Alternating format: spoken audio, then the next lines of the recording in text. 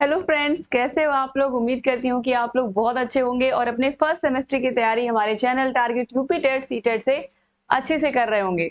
So friends, यहाँ पर देखिए, आज मैं आप लोग के लिए लेकर के आई हूँ कि फर्स्ट सेमेस्टर में आपको जो इंटर्नशिप की फाइल बनानी है वो कैसे बनानी है। बहुत सारे कॉलेज में इंटर्नशिप लग चुकी है फर्स्ट सेमेस्टर के भाई बहनों की, और वो परेशान है कि हम इंटर्नशिप की फाइल कैसे बनाएं।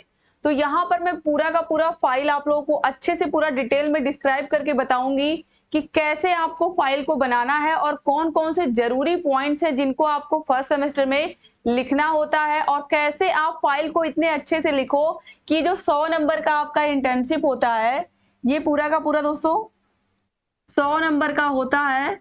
तो ये जो 100 नंबर है ये आपको पूरे के पूरे मिले। दोस्तों, आप लोग को यकीन नहीं होगा लेकिन 100 में 100 भी मिलते हैं, ठीक है। 100 में 100 मार्क्स भी मिलते हैं आपको इंटर्नशिप में, अगर आपने अच्छे से सारे के सारे पॉइंट्स को लिखा है और सारे की सारी जो पूरी की पूरी फाइल है वो अच्छे से बनाई है। जैसे कि यहाँ पर ये जो फाइल है ये बेस्ट फाइल है जो आपको यहाँ पर मैं दिखाने वाली हूँ, और इस तरीके से आपने कभी भी लिखी हुई फाइल नहीं देखी होगी, ठीक है। तो ये बहुत अच्छी फाइल है और इसको पूरा अच्छे से मैं डिस्क्राइब कर रही हूँ, आप लोग समझते भी जाइएगा। और कैसे आपको फाइल बनाना है पूरा का पूरा इसी एक वीडियो में आपको समझ में आ जाएगा, ठीक है। तो अलग से आपको कहीं और जाने की जरूरत भी नहीं पड़ेगी। तो चलिए देखते हैं दोस्तों।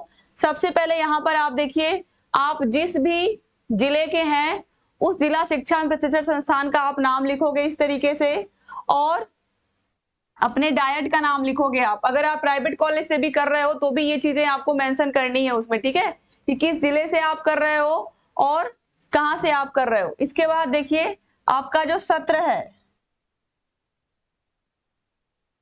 आपका कौन सा सत्र है, तो यहाँ पर आपका जो सत्र है 2024-26 इस तरीके से आप लिख दोगे, ठीक है। तो यहाँ पर आपको ऐसे लिख देना है। इसके बाद आपकी जो इंटर्नशिप है वो किस सेमेस्टर की है, फर्स्ट सेमेस्टर की है। तो प्रथम सेमेस्टर इस तरीके से आप हिंदी में अच्छे से लिखोगे।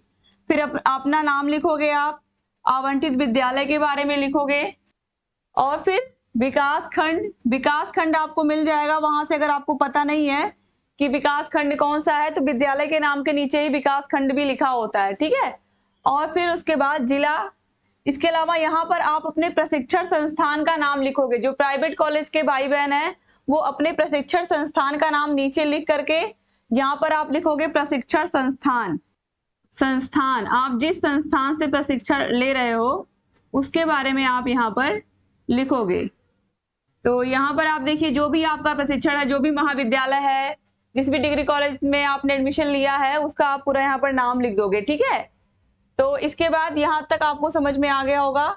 अब इसके नीचे हम देखेंगे तो ये जो मेन है, देखिए यही 10 पॉइंट है, यही 10 पॉइंट है जिनको ध्यान में रख करके आपको पूरी की पूरी फाइल बनानी है और अच्छे से बनानी है। मैं इस बात पर बार बार जोर दे रही हूँ, क्योंकि अगर आपकी फाइल अच्छे से नहीं बनी रहेगी तो फिर आप लोगों को उतने अच्छे मार्क्स मिलेंगे नहीं। तो बहुत इंपॉर्टेंट है कि मार्क्स को ध्यान में रखना है, क्योंकि ये 100 नंबर का आपका पूरा का पूरा इंटर्नशिप का फाइल है।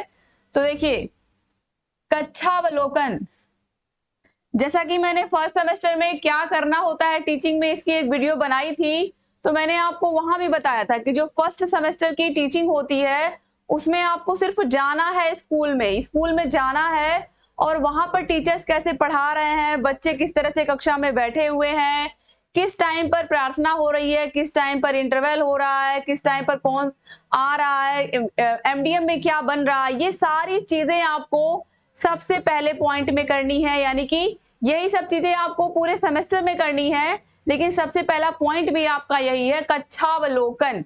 यानी कि कक्षा में क्या क्या हो रहा है कक्षा में। अब अगर कक्षा का अवलोकन करोगे आप तो कक्षा में आपको क्या चीजें मिलेंगी, विद्यार्थी मिलेंगे और शिक्षक मिलेंगे। तो टीचर और बच्चों का ही आपको क्या करना, अवलोकन करना है। इसके अलावा धीरे धीरे आपको कक्षा में और कौन कौन सी चीजें, कौन कौन से टीएलएम लगाए गए हैं, कौन से चार्ट पेपर लगाए गए हैं, और किन किन माध्यमों से टीचर पढ़ा रहे हैं, ये सब चीजें आगे आएंगी। लेकिन सबसे पहले कक्षा का अवलोकन, तो कक्षा में टीचर किस तरीके से पढ़ा रहे हैं, कौन सा विषय पढ़ा रहे हैं, इसके अलावा बच्चे कितने मन से पढ़ रहे हैं, ये सब आपको अपनी फाइल में लिखना होता है। तो कैसे लिखना होता है चलिए देखते हैं। तो सबसे पहला पॉइंट, कक्षा अवलोकन के बारे में हम पूरा डिटेल में अभी पढ़ते हैं। इसके बाद दूसरा पॉइंट हम पढ़ेंगे छात्रों की प्रोफाइल एवं पूर्व ज्ञान का अध्ययन। जिस कक्षा में हम अवलोकन करने के लिए हम गए हैं, मान लीजिए प्रिंसिपल ने ही उस स्कूल के किसी कक्षा में हमें भेज दिया है, तो भी हम उस कक्षा में चले गए, उसके बाद हम सारी चीजों को नोटिस करेंगे कितने बच्चे हैं उस कक्षा में। अगर 2 में आपको भेजा गया तो उस 2 कक्षा में 10 बच्चे हैं कि 12 बच्चे हैं कि 20 बच्चे हैं, सभी बच्चों की आपको प्रोफाइल बनानी है। किस बच्चे को क्या क्या चीजें पहले से आती हैं, क्या क्या चीजों में वो कमजोर है, इन सभी के बारे में आप जिक्र करोगे। ठीक है, इसके बाद आता है तीसरा पॉइंट, प्रयोग किए जा रहे टीएलएम का विवरण। तो प्रयोग किए जा रहे टीएलएम का विवरण यानी कि शिक्षक कौन से टीएलएम का प्रयोग कर रहे हैं, इसके बारे में हम लिखेंगे। इसके बाद देखिए चौथा है रेमेडियल टीचिंग विधि एवं समालोचना। तो रेमेडियल टीचिंग क्या होती है, रेमेडियल टीचिंग के बारे में अभी मैं आपको पूरा डिटेल में बताऊंगी। इसके बाद विद्यालय की प्रोफाइल तैयार करना, भौतिक संसाधनों की स्थिति समालोचना, यानी कि विद्यालय के बारे में आपको सारी की सारी प्रोफाइल, विद्यालय का भवन, उसकी फोटो, विद्यालय में कितने कमरे हैं, विद्यालय में सीट है कि नहीं है, विद्यालय में स्टाफ रूम है कि नहीं है, प्रार्थना स्थल, इन सभी के बारे में आप इसमें दर्शाओगे। फिर है शैक्षिक गतिविधियों का क्रियान्वयन एवं अभिलेखीकरण, यानी कि स्कूल में क्या होता है, पढ़ाई होती है, स्वाभाविक सी बात है, पढ़ाई होती है। पढ़ाई के अलावा टीचर्स जो होते हैं वो बहुत सारे कागजी काम भी करते हैं, तो बहुत सारे कागजी काम करते हैं, तो कागजी काम के बारे में भी यहाँ पर आपको सारी जानकारी देनी होगी कि किस तरीके से क्या क्या चीजें हैं जो कि विद्यालय में जो बहुत ही इंपॉर्टेंट अभिलेख होते हैं और कैसे उनको मेंटेन करना होता है। ठीक है, इसके बाद हम आगे बढ़ते हैं 7वें पॉइंट पर, विद्यालय अभिलेखों का विवरण एवं रख रखाव समालोचना। तो विद्यालय अभिलेखों का विवरण, कौन कौन से अभिलेख होते हैं, जैसे कि कक्षा में सबसे इंपॉर्टेंट चीज क्या है, आप जब बच्चे क्लास में आते हैं सबसे पहले टीचर क्या करते हैं, सभी बच्चों का अटेंडेंस लेते हैं, तो अटेंडेंस रजिस्टर हो गया। वैसे शिक्षकों का भी रजिस्टर होता है जिसपे वो रोज साइन बनाते हैं सुबह शाम। तो ये सारी चीजें जो हैं अलग अलग कौन कौन से रजिस्टर होते हैं, जैसे कि बच्चे जो खाना खाते हैं उसका एक एमडीएम रजिस्टर होता है कि किस दिन कितने बच्चे आए हैं, कितने बच्चों ने खाना खाया है, इन सभी के बारे में पूरा डिटेल में उसमें भरना होता है। ऐसे बहुत सारे रजिस्टर होते हैं, पत्र व्यवहार पंजिका होती है। चूंकि आप सभी लोगों को पता है कि मैं खुद एक प्राइमरी टीचर हूं, तो ये सब चीजें मैं स्कूल में करती हूँ, तो मुझे ये सब चीजें पहले से दोस्तों पता है, तो इन सब के बारे में भी आपको पढ़ने को मिलेगा। फिर पाठ्य सहगामी क्रियाकलापों का विवरण एवं समालोचना। तो पाठ्य सहगामी क्रियाएं, बहुत ही आसान सा टॉपिक है पाठ्य सहगामी, यानी कि पाठ मतलब पढ़ाई और सहगामी मतलब साथ साथ। तो पढ़ाई के साथ साथ बच्चों को और क्या क्या हम स्कूल में करवाते हैं, जैसे कि बच्चों को खेल खिलाना, बच्चों को डांस सिखाना, बच्चों को गाने सिखाना 15 अगस्त 26 जनवरी के लिए। इसके अलावा बच्चों को खेल खेल में पढ़ाना, ये सब चीजें आएंगी पाठ्य सहगामी क्रियाओं में। तो ये भी चीजें किस तरीके से विद्यालय में होती हैं उनके बारे में हम देखेंगे। और लास्ट पॉइंट है सामुदायिक सहभागिता। सामुदायिक सहभागिता की स्थिति एवं आपकी समालोचना, यानी कि जो स्कूल है उसमें जो वहां के उस गांव के जो प्रधान है वो कितना इंटरेस्ट ले रहे हैं, जो ग्राम शिक्षा समिति बनाई गई है वो अपना काम सही से कर रही है कि नहीं कर रही है, जो विद्यालय प्रबंध समिति है वो कितने अच्छे से निर्णय ले पाती है स्कूल के विकास के लिए। स्कूल में कौन कौन से संसाधन नहीं, मान लीजिए स्कूल में सही नल नहीं है तो नल लगवाना, विद्यालय में अगर सही से छत से पानी टपक रहा है तो उसकी छत की मरम्मत करवाना, या विद्यालय में पेंटिंग करवाना, या विद्यालय में 4 दीवारी लगवाना, टाइल्स लगवाना, ये सब चीजें जो है ये विद्यालय प्रबंध समिति के अंतर्गत भी आता है। तो इसके बारे में भी हम इसमें पढ़ेंगे। ठीक है, तो ये 10 पॉइंट हैं और ये 10 के 10 नंबर के हैं। अब यहाँ पर मैं आपको बता दूं, ये जितने पॉइंट आप देख रहे हो यहां से लेकर के ये भी 10 मार्क्स का है, ये सब 10 नंबर के हैं, ये दूसरा भी 10 नंबर का। ये कितने अच्छे से आप लिख रहे हो, कितने अच्छे से आप लिख रहे हो, ये सब 10-10 नंबर के हैं, सब 10 नंबर के हैं। ये सब आप जितना देख रहे हो सब 10-10 नंबर के ये हैं, आपको यहाँ पर जितने दिख रहे हैं। ठीक है, ये सब 10 नंबर के हैं। 5वां पॉइंट भी 10 नंबर का, 6वां भी, 7वां भी, 8वां भी, 9वां भी और ये 10वां भी, सब आपको यहाँ पर 10-10 नंबर के ही दिख रहे होंगे। तो यहाँ पर अब आपको समझ में आ गया होगा दोस्तों कि ये जो पूरा का पूरा, अब यहाँ पर हम सबसे पहले जो पहला पॉइंट था हमारा, कक्षा अवलोकन। कक्षा अवलोकन इस तरीके से अगर आप नहीं लिखना चाहते हो तो आप सिंपली इस तरीके से भी आप लिख सकते हो, बिल्कुल सीधा सीधा। जरूरी नहीं कि एकदम आप सेम टू सेम ऐसे लिखने की कोशिश करो, कुछ इस तरीके से भी आप लिख सकते हो, कक्षा अवलोकन। ठीक है, इस तरीके से। अब जैसा कि मैंने आप लोगों को बताया है, कक्षा अवलोकन है, उसमें देखिए विद्यालय में कक्षा शिक्षण को रुचिकर एवं प्रभावशाली बनाने में किए गए प्रयास क्या हैं। तो कक्षा अवलोकन, जब टीचर कक्षा में पढ़ा रहे हैं, इस तरीके से आपको यहाँ पर एक फोटो लगानी है अपनी फाइल में। अगर इस तरीके की फाइल आप बना रहे हो तो ये बेस्ट होती है, बगल में आपको फोटो चिपकाने की जगह होती है जहां पर आप चिपका सकते हो। तो कक्षा में शिक्षक कैसे पढ़ा रहे हैं, हालांकि यहाँ पर देखिए प्रशिक्षु हैं, लेकिन यहाँ पर आप शिक्षक की भी फोटो इस तरीके से बना सकते हो, खींच करके लगा सकते हो कक्षा में, क्योंकि यहाँ पर फर्स्ट सेमेस्टर में आपको पढ़ाना नहीं है। हालांकि जब आप स्कूल में जाओगे तो आपसे पढ़वाया ही जाएगा वहां पर, लेकिन आपको फाइल में ये नहीं दिखाना है कि आप पढ़ा रहे थे जाके स्कूल में। ठीक है, तो यहाँ पर आप देखिए कक्षा अवलोकन। तो कक्षा में शिक्षक किस तरीके से बच्चों को पढ़ा रहे हैं, कक्षा में बैठक व्यवस्था कैसी है, बच्चे रुचि ले रहे हैं कि नहीं ले रहे हैं, इन सब के बारे में यहाँ पर हम अपनी फाइल में लिखेंगे। तो देखिए कक्षा का वातावरण कैसा है। सबसे पहले कक्षा में जब आप जाओगे तो आप देखोगे कक्षा का वातावरण कैसा है, यानी कि कक्षा में सारे बच्चे कितने अच्छे से बैठे हुए हैं। तो कक्षा शिक्षण को रुचिकर बनाने के लिए विद्यालय की दीवारों पर रंगीन चित्रकारी की गई है, जो कि आसपास जब हम कक्षा में जाएंगे तो हम चारों तरफ देखेंगे कि कक्षा में क्या क्या चीजें हैं। ठीक है, तो जब चारों तरफ हम देखेंगे कक्षा में क्या क्या चीजें दिख रही है, तो हमें पोस्टर्स भी दिखेंगे। अगर चित्रकारी की गई होगी कक्षा में, अलग अलग पेंटिंग्स बनाई गई होंगी, कार्टून बनाए गए होंगे, या वर्णमाला लिखी गई होगी, हिंदी वर्णमाला, अंग्रेजी वर्णमाला, तो वो सब हमको दिखेगा और उन सब के बारे में हमें अपनी फाइल में लिखना होगा। तो ये हो गया।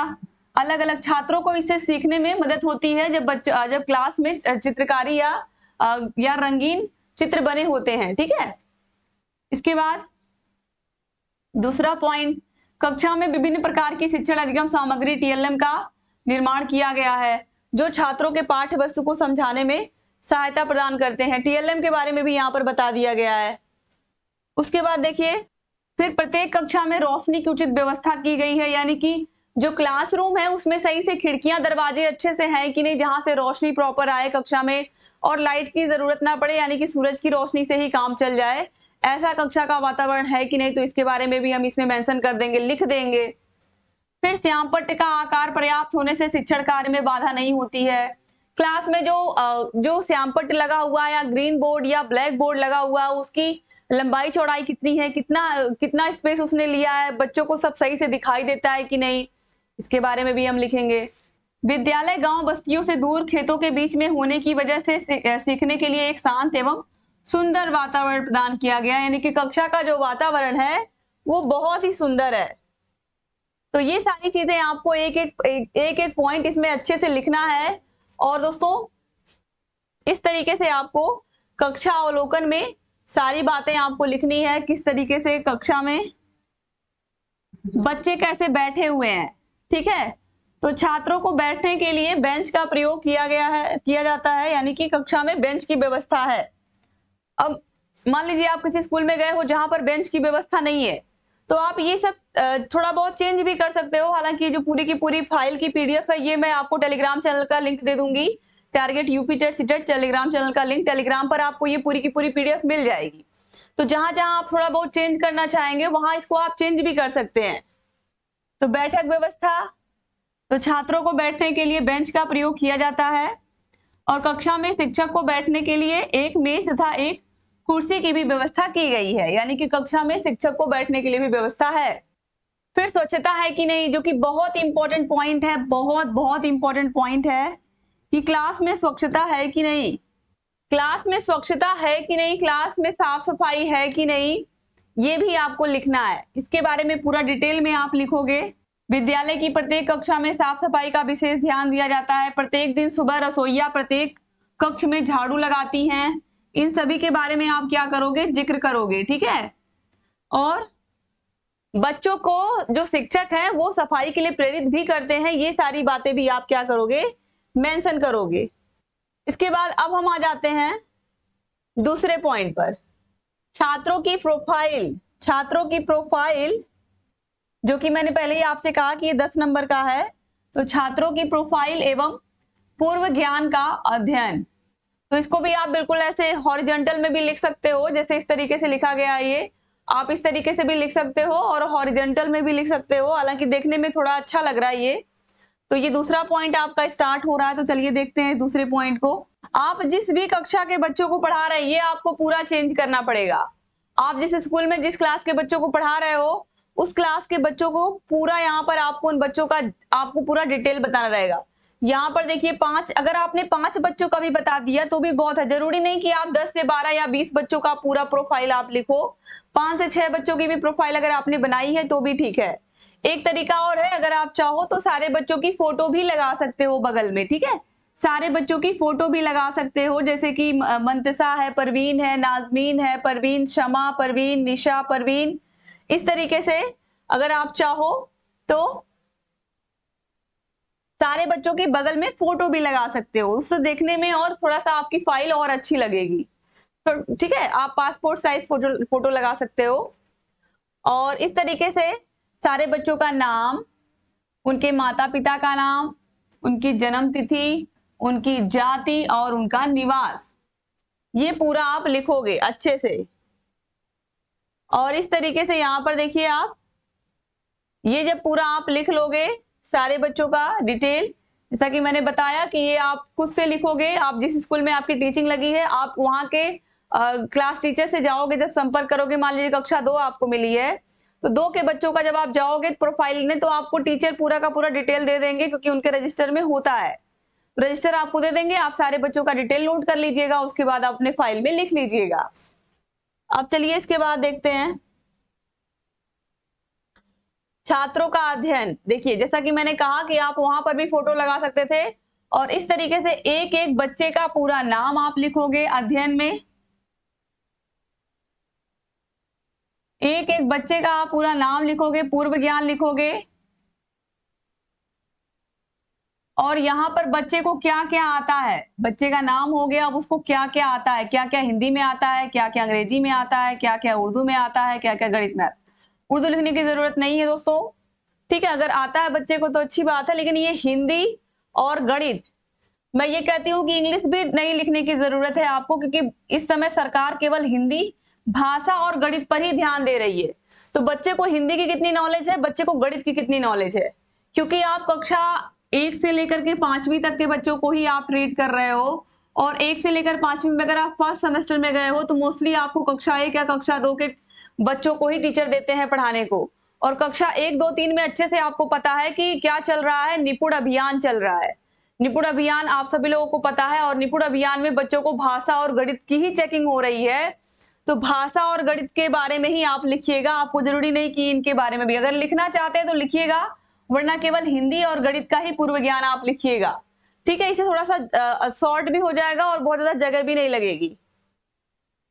तो इस तरीके से आप अलग अलग बच्चे का आप इस तरीके से फोटो लगाओगे, नाम लिख करके, उसकी हिंदी की नॉलेज कितनी है, अंग्रेजी की नॉलेज कितनी है, गणित की नॉलेज कितनी है, उर्दू की नॉलेज कितनी है, ये आप इस तरह से लिखोगे।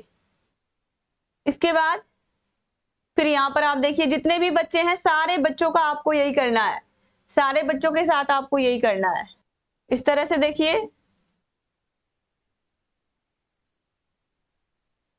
अब यहाँ पर हम आ जाते हैं तीसरे पॉइंट पर आपके, जिसमें है प्रयुक्त टीएलएम का विवरण एवं समालोचना, यानी कि जो शिक्षक कक्षा में टीएलएम का प्रयोग कर रहे हैं, टीचिंग लर्निंग मटेरियल, जिससे बच्चों को जो वो पढ़ा रहे हैं, जो भी टॉपिक पढ़ा रहे हैं वो आसान हो जाए उनके लिए, ऐसे कौन कौन से संसाधनों का प्रयोग करके शिक्षक पढ़ा रहे हैं बच्चों को। तो ये यहाँ पर हमें टीएलएम के बारे में देखना होगा कि शिक्षक क्या क्या पढ़ा रहे हैं। तो चलिए यहाँ पर इसको भी आसानी से आप यहाँ पर बहुत ही आसानी से आप समझोगे। तो यहाँ पर आप देखिए ये जो टीएलएम है इसका बहुत बार प्रैक्टिकल में फुल फॉर्म पूछ लेता है कि टीएलएम का फुल फॉर्म, ये तो बहुत बार दोस्तों ऑलरेडी टेट के एग्जाम में भी पूछा हुआ है, आपके डीएलएड में तो ये पूछता ही है कि टीएलएम का पूरा नाम क्या है। तो टीचिंग लर्निंग मटेरियल, और इसको हिंदी में कहते हैं शिक्षण अधिगम सामग्री। शिक्षण अधिगम सामग्री यानी कि ऐसी सामग्री जो बच्चों को सीखने में मदद करती है, उनका सीखना आसान बनाती है, वही होती है शिक्षण अधिगम सामग्री। ऐसी समझ सामग्री जिससे शिक्षण को आसान बनाया जा सकता है, टीएलएम कहलाती है। बहुत बार आप लोग के वाइवा में या प्रैक्टिकल में भी पूछा गया है टीएलएम का फुल फॉर्म, तो टीएलएम का फुल फॉर्म आप जरूर याद रखिएगा, ठीक है। तो देखिए, टीएलएम से तात्पर्य शिक्षण के उन साधनों से है जिनके प्रयोग से बालकों की ज्ञानेंद्रियां सक्रिय हो जाती हैं और वे पाठ के सूक्ष्म तथा कठिन भावों को सरलता पूर्वक समझ जाते हैं। तो टीएलएम, कौन कौन से टीएलएम का प्रयोग करते हैं शिक्षक, इन सब के बारे में यहाँ पर देखिए डिटेल में हम देख रहे हैं कि किस तरीके से शिक्षक आसानी से किसी भी चैप्टर को क्या कर लेते हैं, पढ़ा लेते हैं टीएलएम का प्रयोग करके, ठीक है। और टीएलएम में क्या क्या चीजें आती हैं, चार्ट पेपर है,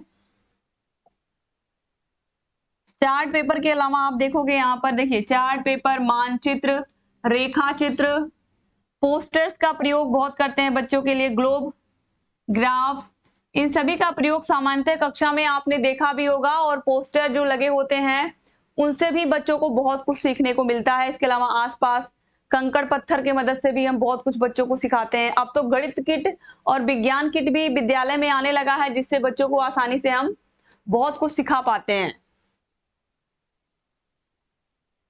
अब देखिए इसके बाद यहाँ पर समालोचना। तो समालोचना में बहुत ही अच्छे से आपको पूरा का पूरा डिटेल लिखना है कि शिक्षक ने किस तरीके से कक्षा में टीएलएम का प्रयोग किया। तो विद्यालय में विभिन्न विषय वस्तु को समझाने के लिए रंगीन चित्रकारी की गई है, परंतु छात्रों को सीखने में सुगमता प्रदान करने के लिए कोई भी मॉडल उपस्थित नहीं है। यानी कि एक तरीके से पोस्टर तो लगे हुए हैं कक्षा में, लेकिन कोई मॉडल नहीं है, 3D मॉडल नहीं है जिससे बच्चे और आसानी से समझ पाए। तो थोड़ा सा आपको इसमें क्या लिखना है, आलोचना भी लिखना है। इसका मतलब ये है समालोचना में कि थोड़ी बहुत जो कमियां हैं जिनको हम सुधार सकते हैं, उसके बारे में यहाँ पर समालोचना में आपको लिखना होता है, ठीक है। इसके अलावा छात्रों को पाठ्य विषय वस्तु से संबंधित चार्ट, मानचित्र एवं पोस्टर की संख्या को बढ़ाने की जरूरत है। जैसे कि कक्षा में अगर 20 बच्चे हैं तो पोस्टर्स की संख्या सिर्फ 2 से 3 है, जिससे सारे बच्चे अपने अपने पास लेकर के उसको नहीं पढ़ पा रहे हैं, ठीक है। तो ये सब चीजें आपको लिखना होगा। इसके अलावा देखिए यहाँ पर ये भी आप लिख सकते हो कि कुछ चित्रों के रंग धुंधले पड़ गए हैं, जिससे पुनः रंग भरने की आवश्यकता है। जैसे कि क्या होता है कभी कभी कि पेंटिंग होती है और पेंटिंग 2 साल 3 साल 4 साल नहीं हुई है कक्षा में, जो कार्टून बने हुए हैं, जो पोस्टर्स चिपके हुए हैं, वो उतारे नहीं गए, धीरे धीरे उनका जो रंग है वो धुंधला होने लगता है।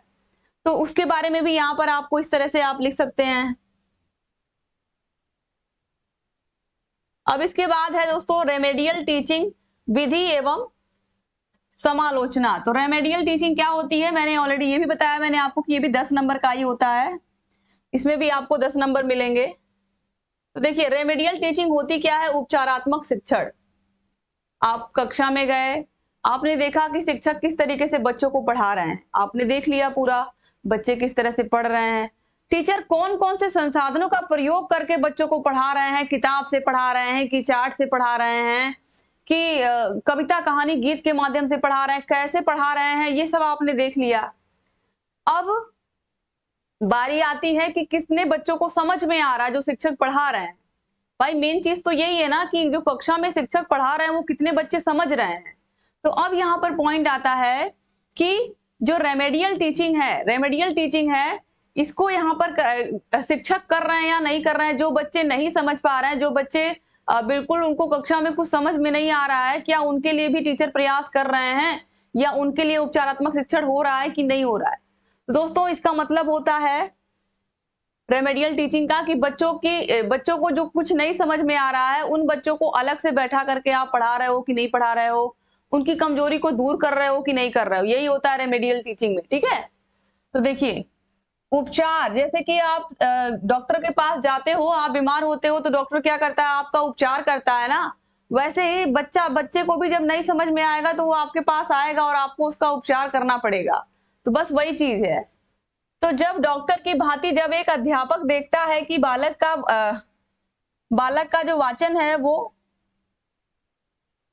त्रुटिपूर्ण है, वह पढ़ने में अटकता है, वह गणित के प्रश्न नहीं हल कर पाता अथवा ज्ञान प्राप्ति में कोई अन्य कठिनाई होती है, तो वह इन दोषों के कारणों का पता लगाता है और दूसरे शब्दों में वह छात्र की किसी भी विषय की कमजोरी या पिछड़ेपन का निदान करता है। निदान करने के पश्चात विविध औपचारिक विधियों की सहायता से बालक के पिछड़ेपन व कमजोरी को दूर करता है और इसे ही हम कहते हैं उपचारात्मक शिक्षण। ठीक है, तो विद्यार्थियों को सीखने संबंधी कठिनाइयों का ज्ञान प्राप्त करने की क्रिया में शैक्षणिक निदान और इन कठिनाइयों को दूर करते हुए शिक्षण करने को ही हम उपचारात्मक शिक्षण कहते हैं। इसे हम रेमेडियल टीचिंग भी कहते हैं। इस तरह से आप इंग्लिश में भी जरूर लिखिएगा इसको। ठीक है, तो ये हो गया, ये आपको समझ में आ गया होगा कि इसमें हम क्या करते हैं। बच्चों को जो भी नहीं समझ में आया है, अब देखिए बहुत सारे बच्चे आपके कक्षा में, कुछ ऐसे बच्चे भी होंगे जो मंद बुद्धि या कमजोर होंगे, तो उनके बारे में भी आपको यहाँ पर पूरा दर्शाना पड़ेगा कि उनको आप कैसे पढ़ाओगे।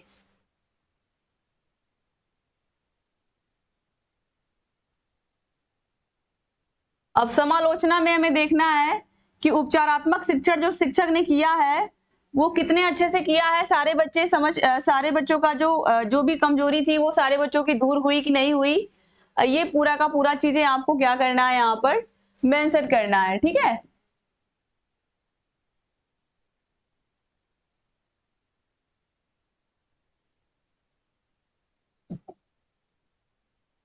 तो समालोचना में भी आपको यही सारी चीजें लिखनी है कि किस तरीके से। देखिए, उपचारात्मक शिक्षण से कुछ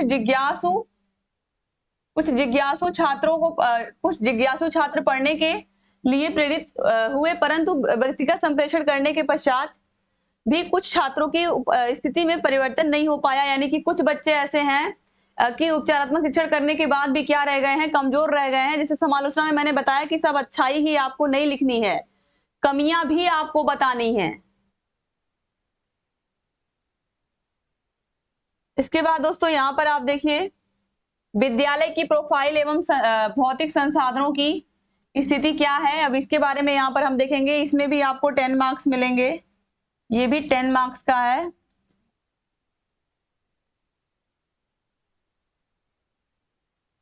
तो विद्यालय की प्रोफाइल में विद्यालय में कितने शिक्षक हैं, आपने विद्यालय का नाम बता दिया, विद्यालय का नाम, ब्लॉक का नाम, जिले का नाम, ये आपने बता दिया। शिक्षकों का विवरण, कौन कौन से शिक्षक हैं, का पद नाम क्या है, सहायक हैं या फिर प्रधानाध्यापक है, लिंग क्या है, शैक्षिक योग्यता क्या है और नियुक्ति वर्ष क्या है, कब से वो स्कूल में पढ़ा रहे हैं। ये सारी चीजें आप मेंशन करोगे और यहां पर आप लगा दोगे विद्यालय की फोटो। ठीक है, विद्यालय की फोटो आप लगा दोगे। उसके बाद रसोइया कौन कौन सी हैं उनके बारे में आप लिख दोगे। विद्यालय की स्थिति, यानी कि विद्यालय शहर के किनारे है या गांव के किनारे है या खेतों के बीच में या कहां पर है, शांत वातावरण में है कि नहीं है, ये हो गया।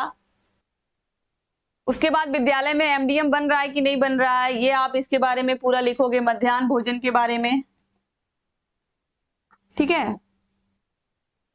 उसके बाद आगे बढ़ेंगे हम। विद्यालय में भौतिक संसाधनों की क्या स्थिति है, इसका क्या मतलब है। देखिए, विद्यालय में भौतिक संसाधनों की स्थिति, बच्चों के लिए साफ पीने का पानी है कि नहीं, जो जल का प्रबंधन है वो सही से हुआ है कि नहीं। विद्यालय में छात्रों को पीने के लिए पानी की समुचित व्यवस्था की गई है। विद्यालय परिसर में एक हैंडपंप लगाया गया है। इसी जल द्वारा मध्याह्न भोजन भी तैयार किया जाता है और इसके अलावा अन्य कार्यों के लिए एक टंकी में जल संग्रहित किया जाता है। इसके अलावा विद्यालय में शौचालय है कि नहीं, बहुत इंपॉर्टेंट है। इसके अलावा अलग अलग शौचालय, छात्र और छात्राओं के लिए अलग अलग शौचालय है कि नहीं है, ये भी चेक किया जाता है। तो इसके बारे में भी आप ध्यान रखिएगा। रसोई घर है कि नहीं विद्यालय में, किचन की व्यवस्था है कि नहीं, किचन स्वच्छ है कि नहीं है, इसके बारे में भी आप लिखोगे। फिर समालोचना में आप सारी की सारी चीजें बताओगे कि किस तरीके से विद्यालय में कौन कौन सी चीजें हैं, किस किस की कमी पाई गई। मान लीजिए किसी स्कूल में आपको लाइब्रेरी नहीं मिली, तो आप लिखोगे कि विद्यालय में लाइब्रेरी की कमी है, लाइब्रेरी स्कूल में होनी चाहिए। ठीक है। अगर किसी स्कूल में छात्राओं के लिए टॉयलेट नहीं है, छात्र के लिए नहीं है, तो वो भी आप समालोचना में अलग से लिखोगे अपने विद्यालय के, कि इस स्कूल में जिसमें हमारी टीचिंग लगी थी, इसमें इस चीज की कमी है और इसको दूर करने की जरूरत है, ये आपको लिखना है। ठीक है। तो ये सब बातें आप इसमें मेंशन करोगे। अब इसके बाद देखिए, अब देखिए लिखा है कि विद्यालय प्रांगण बहुत बड़ा है, विद्यालय की जो बाउंड्री है वो बहुत बड़ी है, लेकिन दुर्भाग्य से उस स्कूल में कोई भी पेड़ नहीं लगाया गया है। तो ये सब आप भी मेंशन करोगे अपने फाइल में जब आप लिखोगे कि ये सब चीजें हैं कि नहीं आपके विद्यालय में।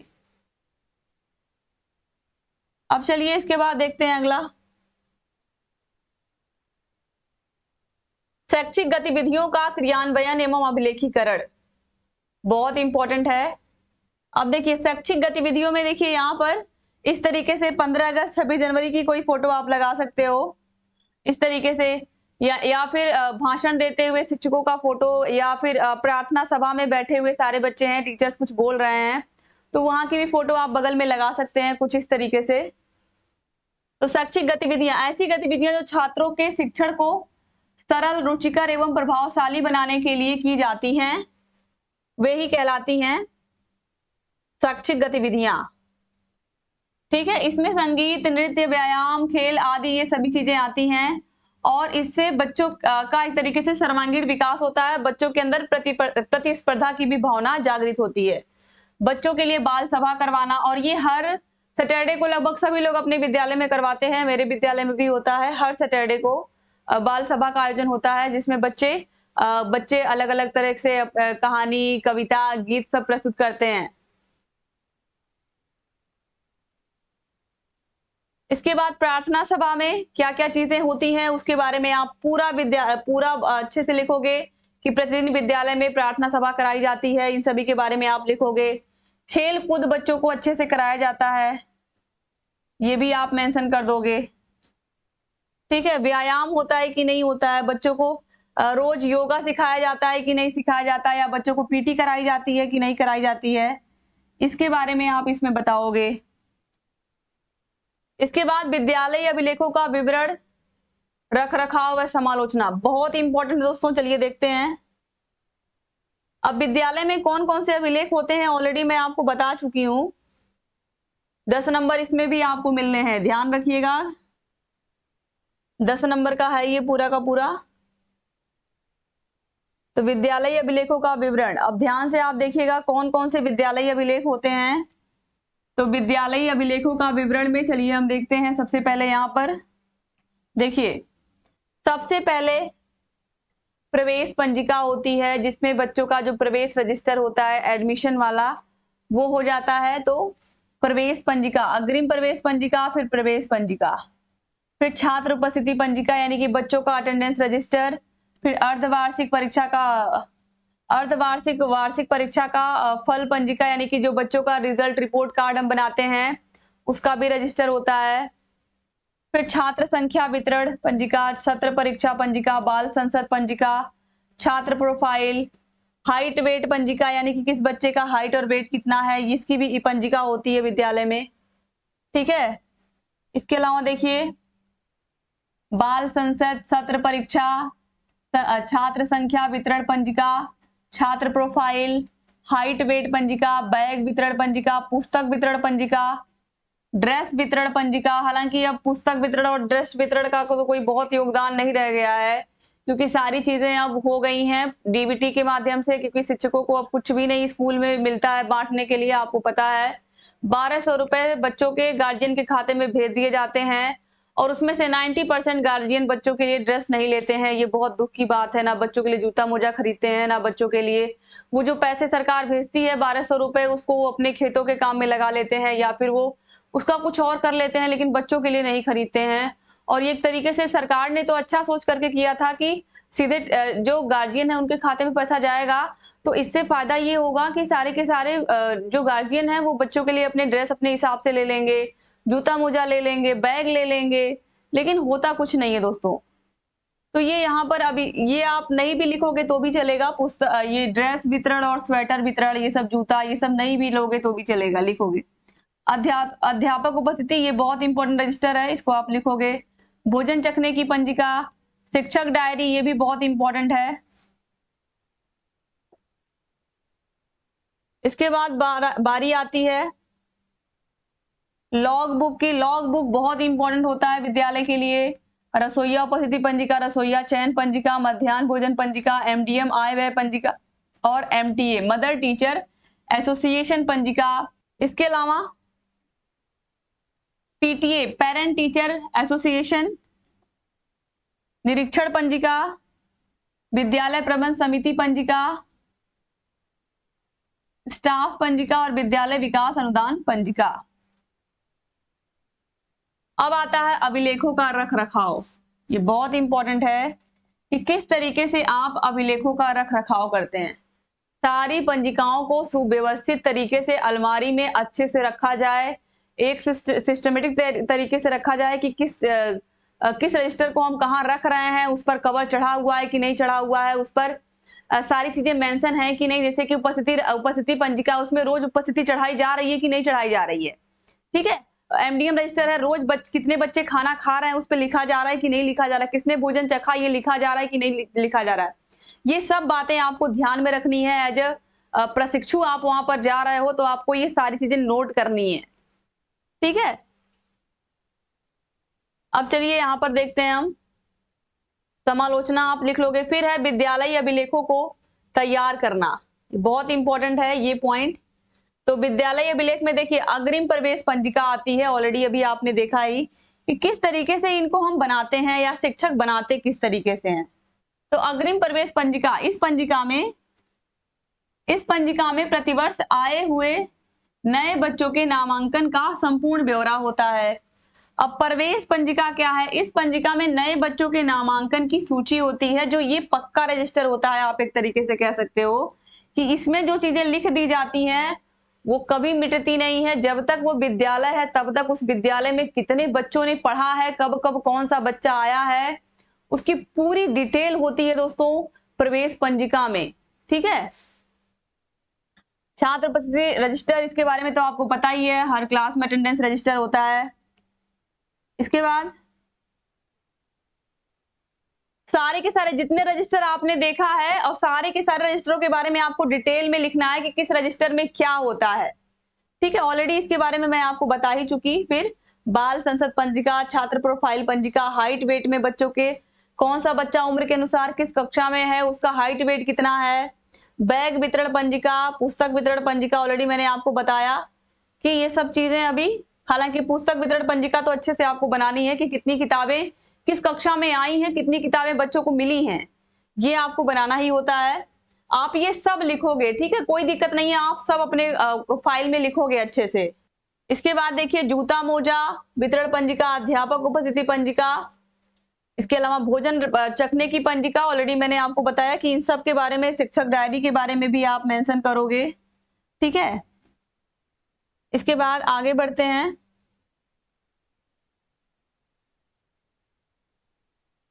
पाठ्य सहगामी क्रियाकलापों का विवरण एवं समालोचना। स्कूल में कौन कौन से करिकुलम कराए जाते हैं बच्चों को पाठ्य सहगामी क्रियाओं में?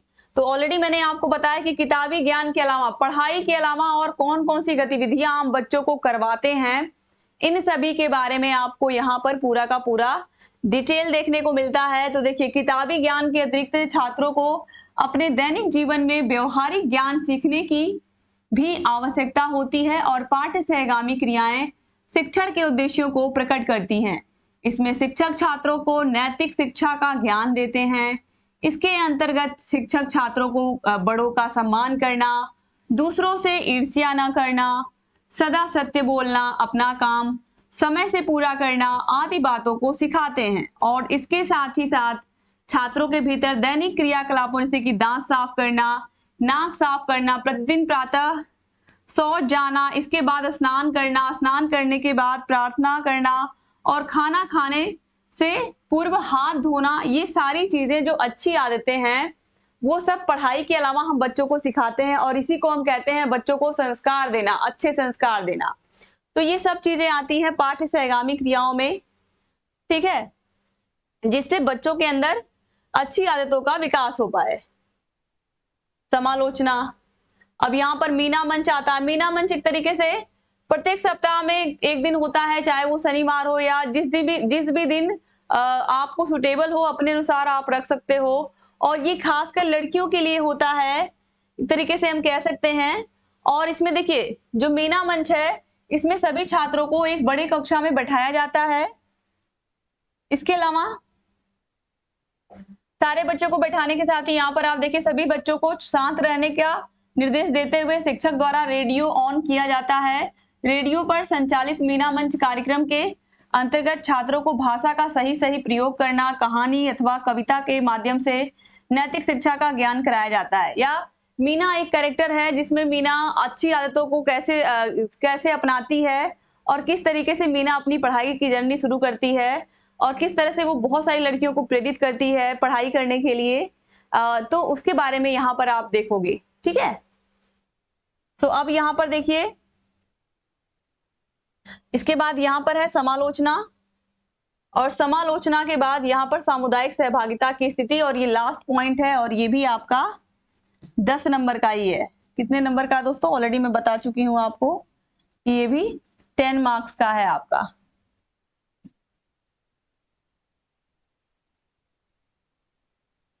तो सामुदायिक सहभागिता का अर्थ है मिलजुल कर कार्य करना। सामुदायिक सहभागिता से तात्पर्य किसी भी कार्य को ऊंच नीच बड़ा छोटा का भेदभाव किए बिना ही सामूहिक रूप से सबके सहयोग से करना। इसमें छात्रों में मेल मिलाप तथा शिक्षक एवं छात्रों के बीच निकटता बढ़ती है और इसके साथ ही साथ छात्रों में अभिव्यक्ति का विकास होता है। इससे छात्रों में निम्नलिखित गुणों का विकास होता है। छात्रों में भाईचारे के गुण का विकास होता है, यानी कि मिलजुल करके काम करना। इसके अलावा छात्रों में ऊंच नीच छोटा बड़ा का भेदभाव न करने की भी योग्यता का विकास होता है। परस्पर प्रेम और सौहार्द की भावना का भी बच्चों के अंदर विकास होता है। यानी कि तरीके से बच्चों के अंदर हम सामाजिकता की भावना भी सिखाएं, बच्चों को मिलजुल करके रहना सिखाएं, बच्चों को एक दूसरे का सहयोग करना सिखाएं। ये सब चीजें आती हैं इस पॉइंट में, ठीक है। पढ़ाई के साथ साथ और क्या क्या हम बच्चों को सिखा पाते हैं, ये सारी चीजें आ जाती हैं। समालोचना इसकी हम लिख लेंगे अच्छे से। समालोचना में क्या क्या चीजें हैं आप यहाँ पर देख सकते हो कि विद्यालय में समय समय पर बैठकों का आयोजन किया जाता है जिससे शिक्षक एवं अभिभावक मिलकर छात्रों की योग्यताओं और दोषों का अध्ययन कर सके, ठीक है। इसके अलावा विद्यालय में शिक्षकों द्वारा छात्रों को साफ सफाई पर ध्यान देने के लिए प्रेरित किया जाता है, परंतु अभिभावकों को भी इस बात के लिए प्रेरित करना चाहिए। शिक्षक के साथ बच्चा 6 घंटे रहता है विद्यालय में और बाकी के जितने घंटे बचे हुए हैं सब अपने माँ बाप के साथ ही बच्चा रहता है, अपने परिवार के साथ ही रहता है। तो कहीं ना कहीं जो जिम्मेदारी है वो ज्यादातर कह सकते हैं कि माता पिता की ही होती है, लेकिन बच्चा कोई भी गलती करता है तो सबसे पहले शिक्षकों को ही दोष दिया जाता है। इसीलिए आपकी भी रिस्पॉन्सिबिलिटी बनती है, आप जितना बच्चे को समझा पाए, जितना बच्चों को ज्ञान दे पाए उतना अधिक से अधिक दें, ठीक है। तो इस तरीके से फ्रेंड्स यहाँ पर आपका ये पूरा का पूरा 10 पॉइंट खत्म होता है और ये 10 पॉइंट मिला करके आपका 10 पॉइंट और सभी के 10 नंबर मिला करके आपका टोटल 100 नंबर का आपका ये इंटर्नशिप होता है। और आपको पता है कि 800 नंबर का आपका पूरा का पूरा ये फर्स्ट सेमेस्टर है, उसमें से 100 नंबर आपके हाथों में होते हैं, बहुत ही आसानी से आपको मिलते हैं। इसके लिए आपको स्कूल में जाना है, समय से जाना है। अगर 8 बजे का स्कूल है तो आप कोशिश करिएगा कि 8 बजे से पहले स्कूल में पहुंच जाइए और समय पर पहुंच करके बच्चों को पढ़ाइए और टीचर्स का सम्मान करिए। जिस भी विद्यालय में आपकी टीचिंग लगी है अच्छे से। तो उम्मीद करती हूँ कि ये पूरा का पूरा आपको इंटर्नशिप का जो फाइल है मैंने यहाँ पर आपको बना करके जो पूरा का पूरा फाइल आपको बना करके अच्छे से दिखाया। उम्मीद करती हूँ कि आपको समझ में भी आया होगा और आप लोग इस फाइल को अच्छे से बनाओगे भी।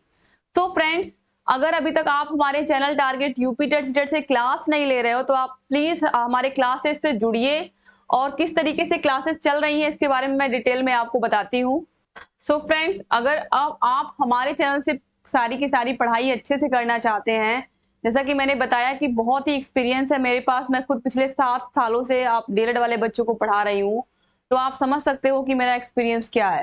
तो, तो दोस्तों यहाँ पर आप देखिए, जो फर्स्ट सेमेस्टर है आपका, यहाँ पर आपको सेमेस्टर बैच दिख रहा होगा। तो ये आप देखिए, ये जो फर्स्ट सेमेस्टर है हमारा, इसकी आपको लाइव क्लासेस मिलती हैं, लाइव क्लासेस और रिकॉर्डेड क्लास भी आपको मिलेंगी कुछ।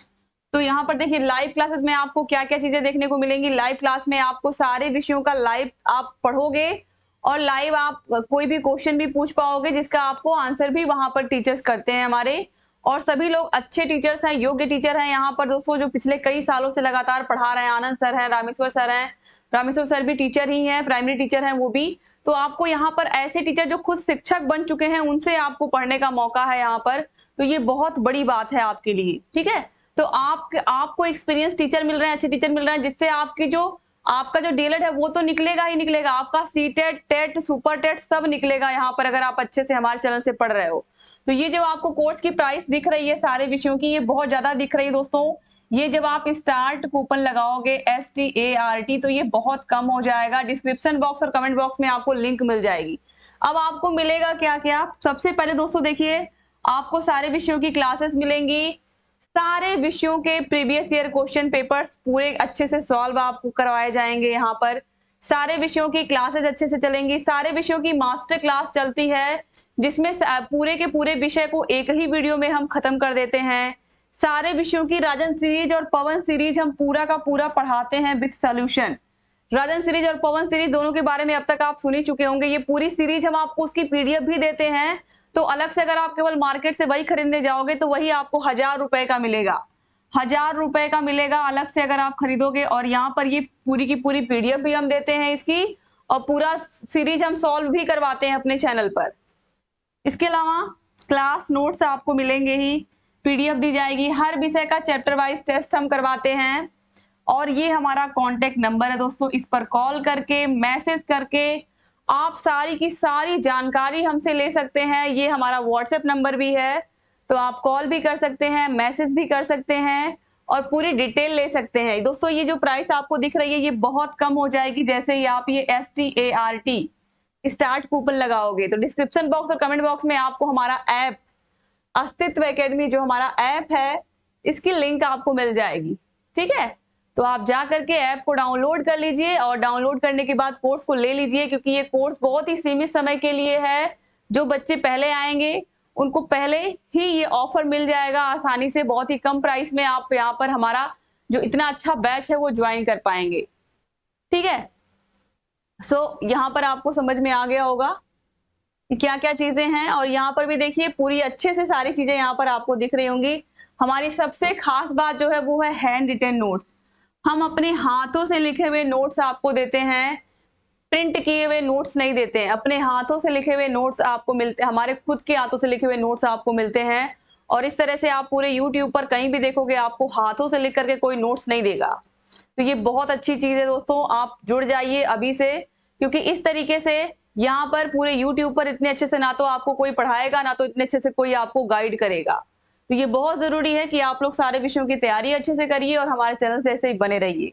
तो थैंक यू सो मच दोस्तों, आप लोग लगातार जुड़े रहे। और ये कॉन्टेक्ट नंबर आप स्क्रीनशॉट ले लीजिए, आप कॉल करके, मैसेज करके आप सारी जानकारी हमसे लेते रहिए। और मुझे पूरी उम्मीद है कि आप लोगों को सारी की सारी जानकारी भी अच्छी लगी होगी, और जो फाइल मैंने दिखाई वो भी अच्छी लग रही होगी। तो आपको उसकी पूरी की पूरी PDF आपको टेलीग्राम चैनल पर हमारे मिल जाएगी। तो आप PDF को डाउनलोड करके जा करके वहां से पूरा का पूरा नोट कर सकते हैं, अपनी फाइल बना सकते हैं। तो हमारे टेलीग्राम चैनल का भी लिंक आपको मिल जाएगा, ऐप का भी लिंक मिल जाएगा, और सारे विषयों को भी आप देखते रहिए चैनल से। और अगर चैनल को हमारे सब्सक्राइब नहीं किया अभी तक तो प्लीज सब्सक्राइब कर दीजिए। डिस्क्रिप्शन बॉक्स और कमेंट बॉक्स को भी आप जरूर चेक कर लीजिएगा दोस्तों, वहां पर आपको सारी डिटेल मिल जाएगी। तो थैंक यू सो मच पूरा का पूरा वीडियो अच्छे से देखने के लिए, पूरी क्लास में ध्यान से बने रहने के लिए। थैंक यू सो मच, मिलते हैं अगले क्लास में। जय हिंद, जय भारत।